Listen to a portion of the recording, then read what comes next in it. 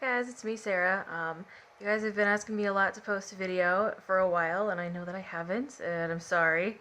There's been a lot of big things going on, and I've been incredibly busy.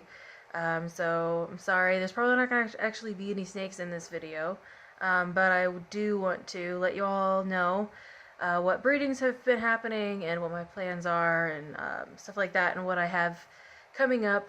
Um, so far this year, we have I think like 3 or 4 Halo breedings. So a lot of you have been asking and wanting Halos. Hopefully we'll actually have enough to sell this year. Um, I have one female who laid already, and she laid 10, and then she became egg bound, and unfortunately, um, she didn't make it. We even took her to the vet, and the vet could not save her. She had ruptured her uterus and was internally bleeding, and so that was really sad. We lost her, but we got a few eggs out of her. Hopefully, we'll at least have a few babies to remember her by. I'll probably keep at least one from her if they hatch. I hope that her eggs hatch, the ones that we were actually able to get. Um, but I have at least one other. See, I have 2 other Halo Snow females that bred. One of which was sold to me as a caramel snow, and so I've actually bred her to my caramel motley het snow to see if she's actually homozygous caramel or not. So we'll see. Um, but he's at least het snow, and so there should be some halos from that. And if she is not caramel, then that would be the only clutch that we're going to get halo A males out of this year. So most of the halos we're going to get this year are snows.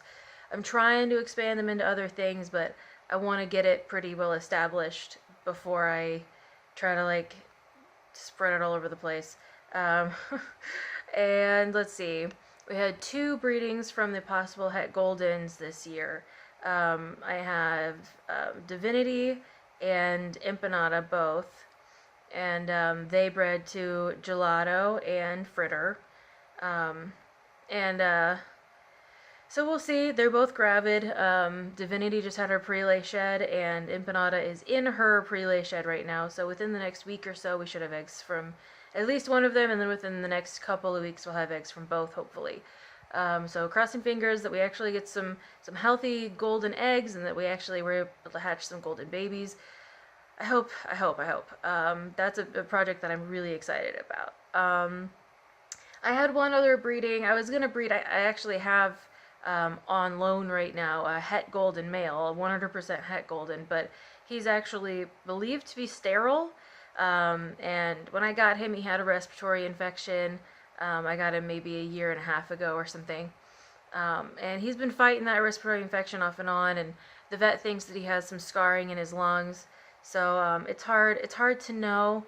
But I have not actually gotten a breeding out of him, and with him having respiratory problems, I didn't really want him around my females too much while he was showing those problems, because I didn't want that to spread anywhere else in case it was still, a problem. So I ended up breeding the female that I was going to breed to him, which was a hypo het amel. I was gonna breed her to him just to get some more possible het goldens, but I ended up breeding her to my male classic, who is het scaleless.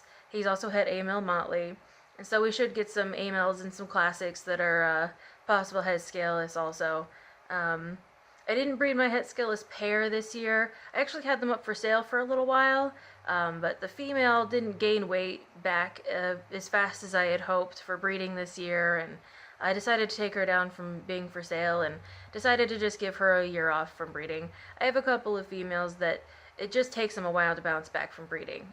Both of those females bred last year, and they're just females that breed every other year instead of every year.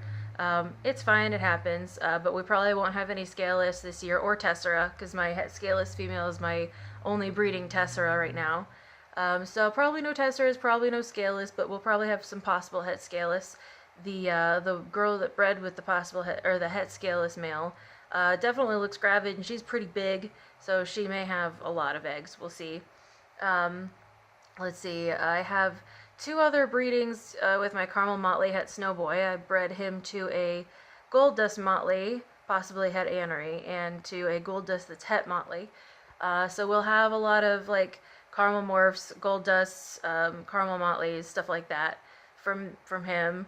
And I mean, I'm a pretty small scale breeder. I don't have a whole lot of snakes. I know a lot of people think that because I've kind of been out there a lot more this last year with the book and everything, that I must be this like, breeding on a grand scale, but I'm really not. I've just had them in my home. I have a snake room and a couple of small racks, and I think I counted the other day. I usually thought about 30 adult rodents, and then about a couple dozen for the babies and the yearlings. So I mean, I want to say maximum 50 right now. And as far as like the ones that can breed, there's about 30 of them, or at least the ones that have bred. I don't want to say can breed because, like I said, there are a couple of females that I decided to not breed this year because they just hadn't put the weight back on from last year. So that's what's going on with breeding. I don't really think that I missed anything. I don't have a whole lot going on this year. I only had 10 females breeding this year. I thought I might have 12 if those other two females had gained weight back up, but they just haven't, and that's fine. Um, One thing I wanted to mention to people who don't know is that Prince, my original Halo male, was diagnosed with cancer this last year. We found a tumor in his tail near his vent. He's still able to eat and poop and all this stuff, and his energy level hasn't gone down, and he doesn't really act like he's in too much pain unless you kind of mess with his tail too much. But we decided that we're going to retire him from breeding, and if he ever gets to the point where he's not eating or he seems like he's in pain a lot, we may just, it'll be a quality of life thing. We may end up having to put him down. And it's similar with the het scaleless male.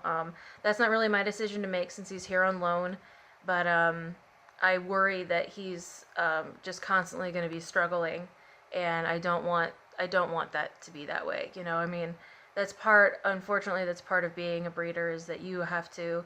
It's part of owning any pet, really, is you have to be the decision maker when it comes to their lives, and if they are suffering, it's better that they don't suffer.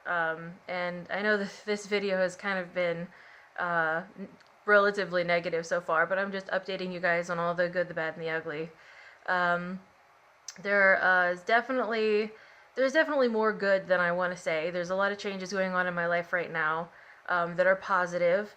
I don't want to like spill the beans about things, but book number 2 is done. Book number 1, Corn Snake Cultivar Compilation, Volume 1, was the history of the base mutations. Many of you have that book. There are not any more physical copies being made just yet. We will have more, but we don't have any more right now. If you do want a physical copy, Sean from VMS Herps is the only one who has physical copies available right now, and I imagine that they will be sold out pretty soon. So if you want a physical copy, you'll have to contact him. I think that he's selling them for like $20 plus shipping, or it's like $27 total, including shipping, something like that. He got a good chunk of all of the copies that I got, and so if you want physical copies right now, that's where to get them, but we will probably have more physical copies later on. I want to wait until book 2 is actually printed. We'll get some prints of those, and then we'll probably get more prints of book 1 and book 2 after that.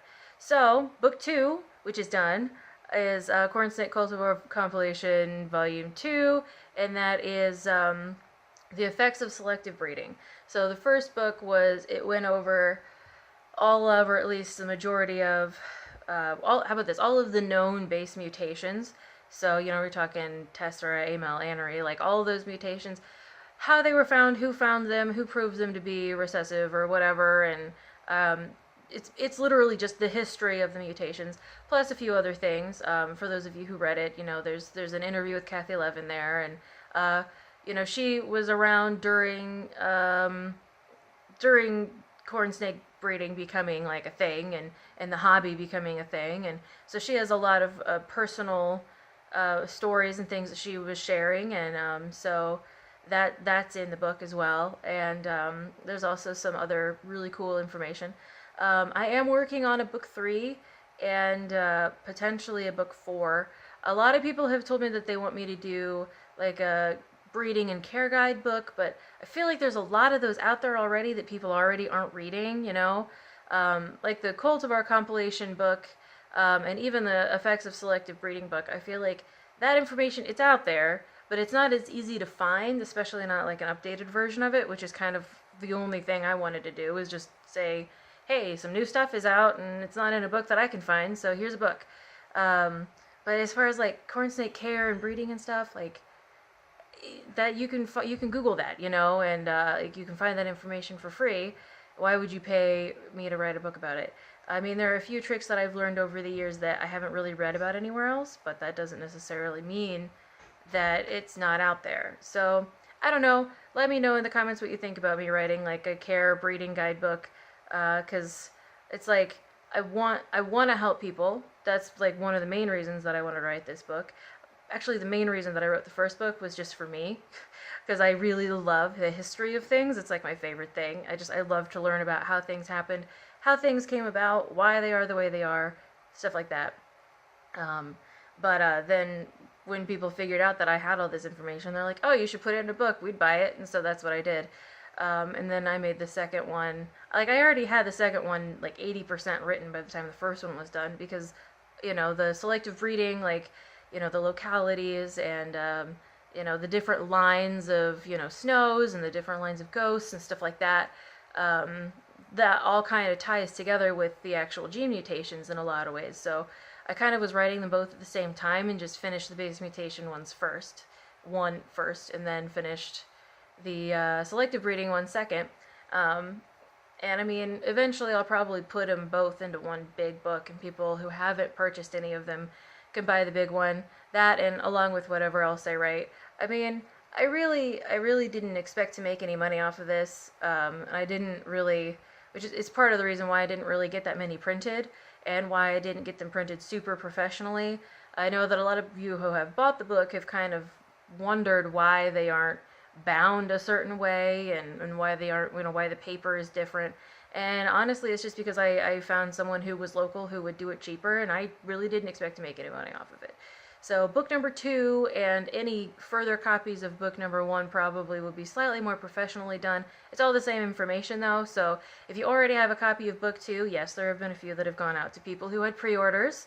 If you already have a copy of books 1 and 2, a physical copy, it's all the same information, but it'll just be bound slightly differently, anything from here on out. So we'll just say that everybody up to this point has special editions. Yeah, so I guess that's about it, what's going on in my life as far as snake stuff. I